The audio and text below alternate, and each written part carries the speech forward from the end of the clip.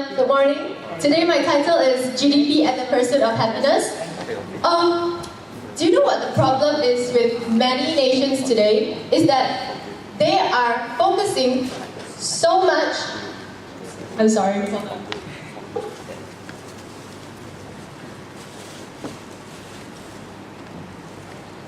Alright. They are focusing so much on GDP that they tend to forget that human development is an equally, if not more important criteria in becoming a developed nation. For example, Malaysia has a goal of becoming a developed nation by 2020. That's Wawasan 2020. And one of the goals is that we will achieve a GDP of 920 billion ringgit by 2020. So, alright, hold on. Who here knows what the GDP stands for? Please raise hands. Oh, okay. Okay. GDP stands for Gross Domestic Product. It is a measure of income. So, alright. Many countries, they tend to focus on GDP. Why? Because they assume that GDP can be a measure of social welfare. And why do they make this assumption?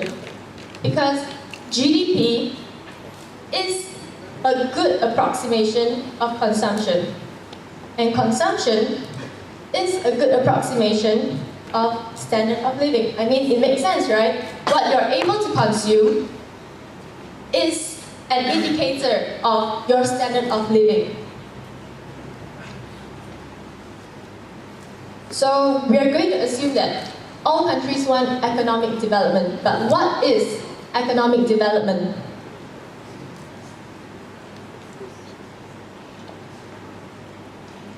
You have social growth, and then you have economic growth. Okay. In social growth, in my paper, I measured social growth with environmental pollution, a long and healthy life, health, and knowledge, education, and of course, safety. This is the human side of the economy. And then we have economic growth, which is measured by GDP. GDP is, the components of GDP are C, I, G, and NX. C stands for consumption, what you buy at the store, what you buy in the supermarket. Yeah? And investment is, for example, if you're a firm and you buy a new machine, it contributes to GDP. Government expenditure, what the government spends on your education, on your health, hospitals, schools, etc. And net exports, which is total exports minus total imports. Alright.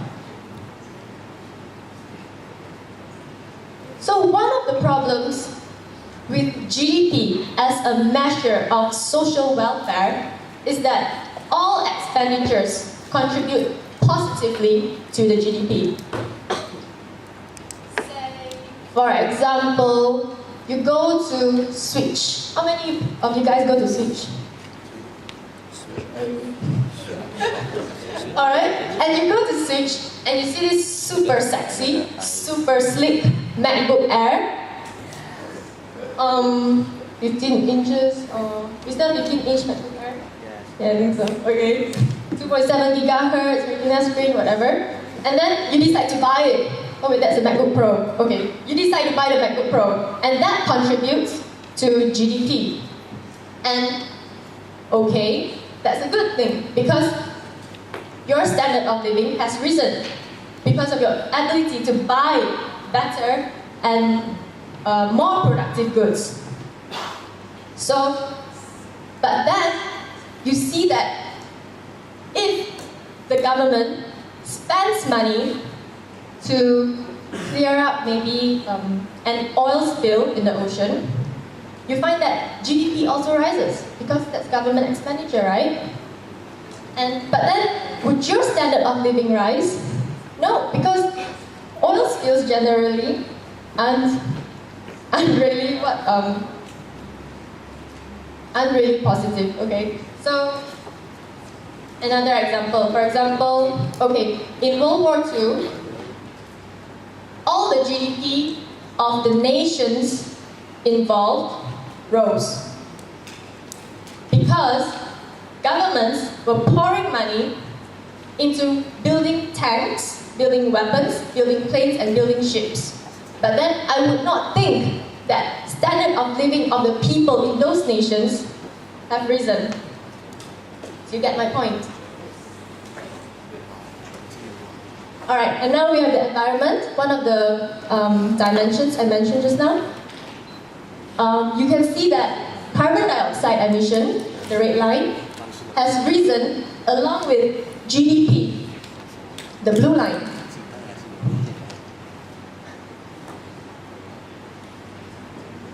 In 2001, our GDP stood at 4,783 US dollars. And in 2008, our GDP stood at 6,189 US dollars. It was a 30% increase. And our carbon dioxide emissions have increased by 33.5%, a larger increase than our GDP. Now, I'm not an environmental activist or anything, but I do think that our environment is one of the biggest gifts that we can have. What happens to the environment will affect us.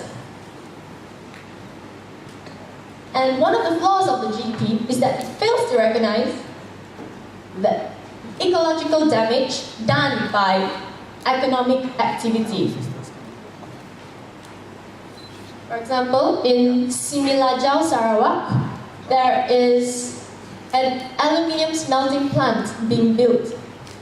And the costs of the carbon dioxide emissions is roughly 225,486 ringgit, which is quite a lot of money. It's almost like a low-cost flat, but compared to the revenue that will be generated, it's nothing. So, but then, would you be happy if the rainforests around you, because in order to build this aluminium smelting plant, they had to cut down the Borneo rainforest, one of the oldest rainforests in the world. So, in this situation, we see that the Malaysian government is choosing higher GDP and more job opportunities over preserving our natural treasures. Which is quite sad actually, because the Borneo rainforests are one of our main attractions. And Malcolm X. Does anyone here know who Malcolm X is? Okay, never mind, he's a famous person. He said that you do not stick a knife 9 inches into a man's back, pull it up 6 inches, and call it progress. It does not work that way. You cannot pollute the air as much as you want, try to clear it up a bit, and say that, hey look, we're reducing our carbon footprint, how nice of us. So here you see that GDP may rise, but air quality does not improve. Your standard of living has not improved.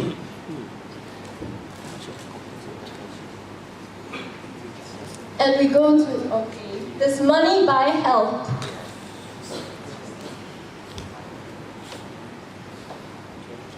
Who here thinks that money buys health? Okay, our life expectancy from 1980 to 2012, our life expectancy rose by 7.1 years.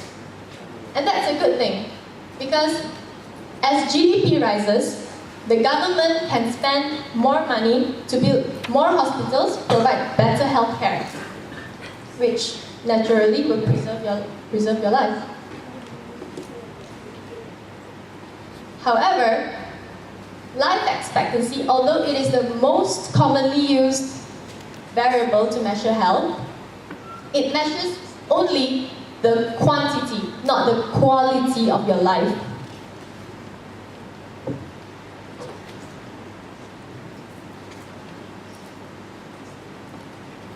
Health expenditure can be very high, but health expenditure naturally falls under government expenditure, which raises GDP, and it can be very high, but it will not guarantee you better health. For example, if you see that, do you see United States? The really sharp peak there? Okay, that is their expenditure on health care. However, you see that theirs is one of the highest, yeah. Do you see it? Okay. However, you see that their life expectancy is only next to Cuba's, who spends almost nothing on health expenditures.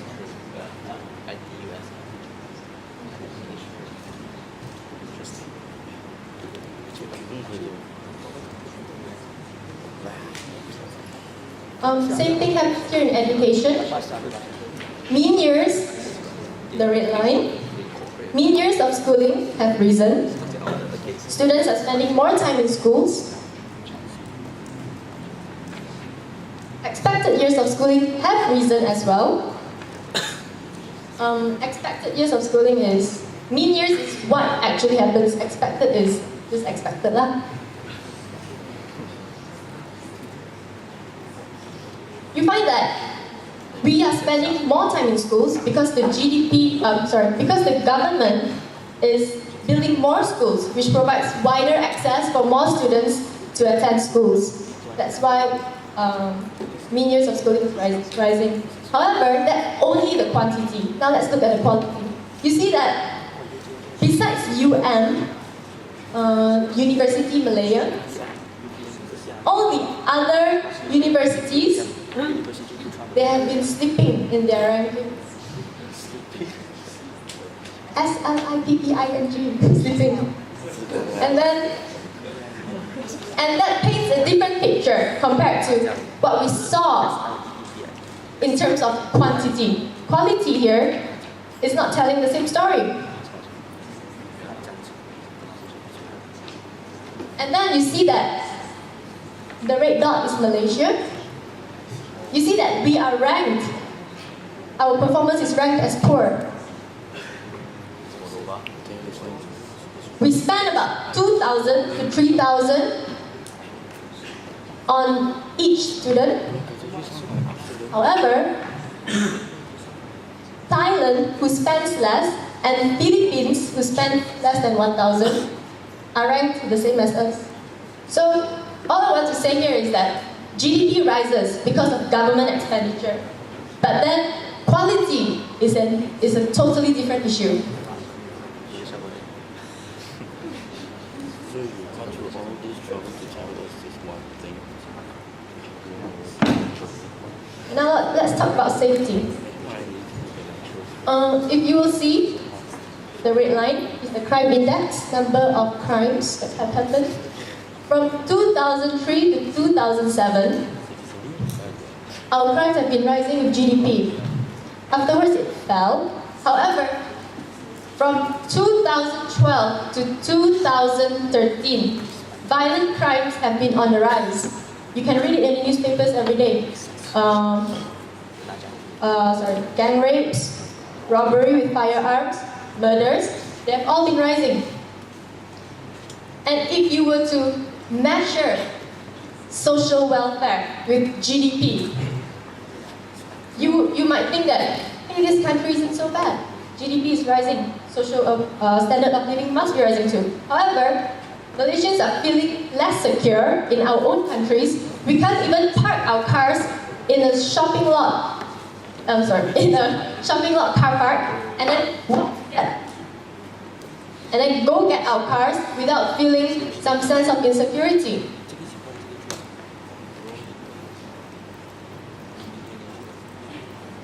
Alright, I've put all 4 dimensions.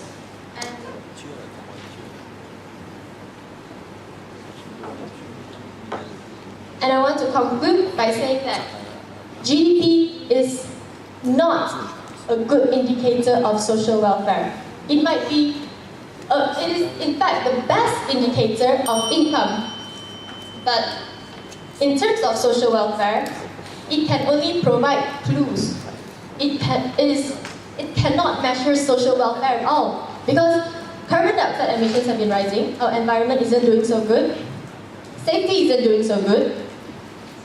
Health, okay, that's questionable because life expectancy is rising, but whether the quality of life is rising is a different issue. Income, higher income can add years to your life, but it cannot add life to your years. And in terms of education, same thing happens. We are spending more time in classrooms, we have heavier textbooks, but then our performance is not doing the same thing, it's not improving. And to end my presentation, I'd like to Robert Kennedy. He gave a really good speech on GDP. He said that the gross, in his speech, he mentioned the gross national product, which is another derivative from GDP. He said that the gross national product counts air pollution and cigarette advertising and ambulances to clear our highways of carnage. It counts special locks for our doors and the jails for the people who break them. Yet, the gross national product does not allow for the health of our education, the health of our children, the quality of our education, or the joy of their play. It does not include the beauty of our poetry, nor the intelligence of our public debates, nor the strength of our marriages.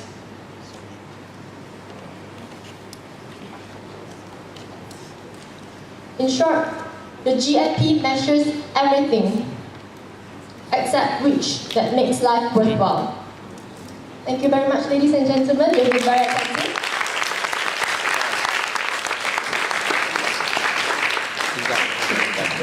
现在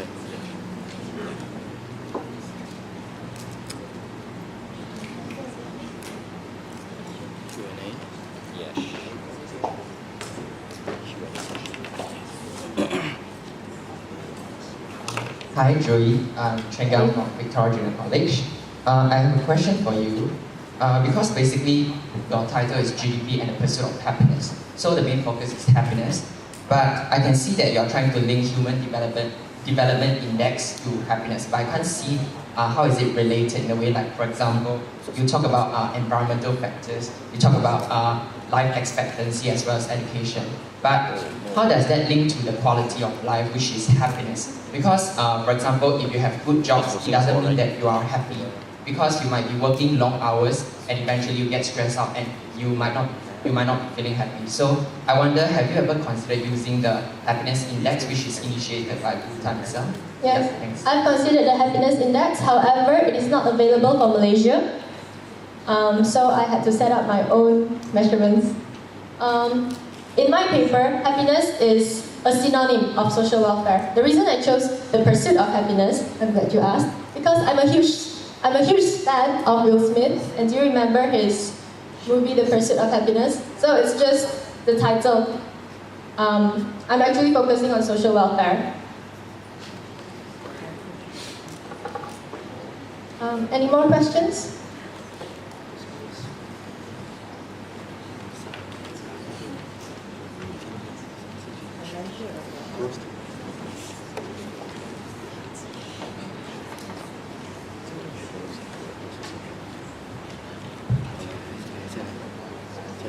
Sorry, Joey, another question again. Because can you go back to the slide where you have the red hot growth and red hot herb? Hold on, give me some time.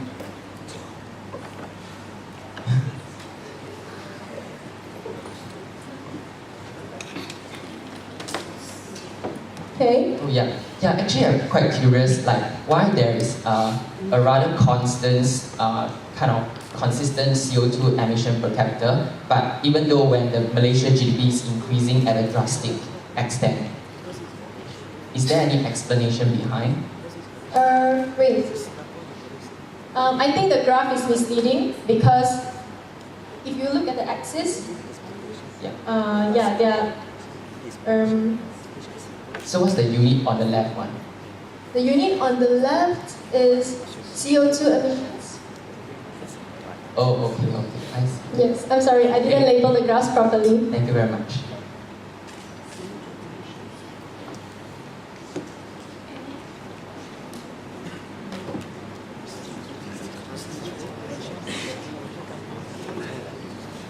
Any more questions from the floor? If not, the judges have a question for you. Any more questions from the floor first? No? You are saying that it's a measurement of GDP should not be used as measurement for happiness, or in your case, social welfare. Yes. What was the inventory you used for measuring social welfare? I used safety, health, education, and the environment, which is the variable is carbon dioxide emissions.